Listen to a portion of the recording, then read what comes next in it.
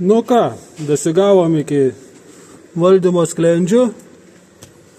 Kažkas seniau buvo lindęs nagus kišęs. Ką radom, palaidą ventiliatorių. Ir dabar tikrinsim, ar darinėja sklendutės.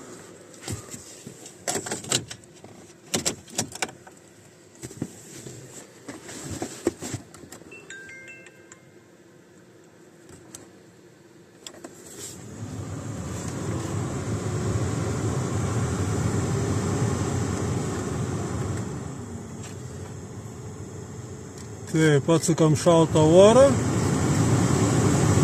sklendė nukeliauja ant šalto, atsukam karštą, sklendė keliauja į karštos padėties padavimą. Kaip sakant, viskas ok, kaip ir kompiuteris rodė, kad viskas vaikšto, temperatūras reguliuoja.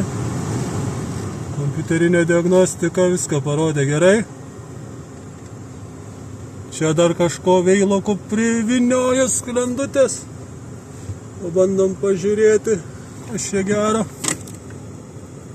Vinioja.